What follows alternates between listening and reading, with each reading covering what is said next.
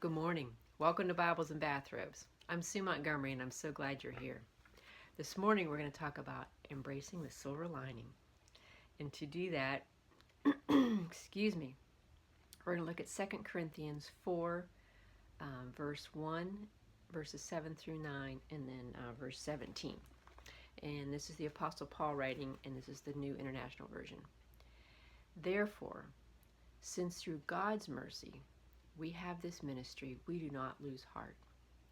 Down to verse 7. But we have this treasure in jars of clay to show that this all-surpassing power is from God and not from us.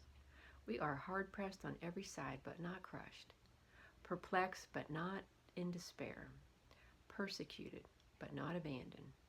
Struck down, but not destroyed. And then down to 17. For our light and momentary troubles are achieving for us an eternal glory that far outweighs them all. You know, I loved it this morning when I opened up my devotional from Sarah Young. That's on page 121 that I'm looking at. I have had so many struggles with technology the last few days. It's almost been comical. Believe me, I did not think it was comical at times. I have had a lot of frustration. And what her opening line is, welcome problems as perspective lifters. My children tend to sleepwalk through their days until they bump into an obstacle that stymies them. And I just laughed. I thought, Lord, you have such a great sense of humor.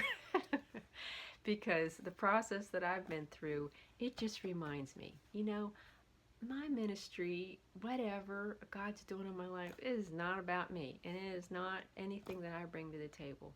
It's all about Him and what He has, you know, gifted any of us with, or whatever tools or skills or vision or whatever He has given us. It's from Him. It's His. And it's because of His mercy and His grace.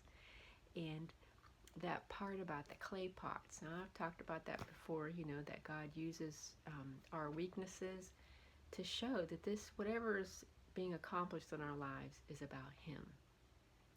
And it's also a reminder to us. That's what I liked about that this morning. That, you know, you might be cranking along and thinking, boy, I'm doing good here.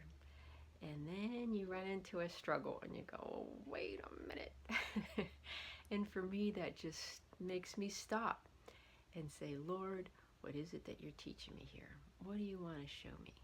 What do you want me to do differently? And that's what's happened here in my little study the last few days, that God said, these are the things that I want to lead you to a place of more peacefulness and less distraction, so that you can focus more on the things that I want you to focus on. Well, that's been pretty cool. And so I encourage you this morning, whatever is, you know, stymieing you, whatever is perplexing you, whatever issues you're facing and struggles and things that you think are just like, why is that happening? Give it to the Lord and say, what is it that you're trying to show me here?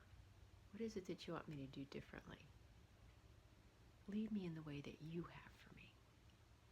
I'm Sue Montgomery. This is Bibles and Bathrobes. God loves you, and so do I.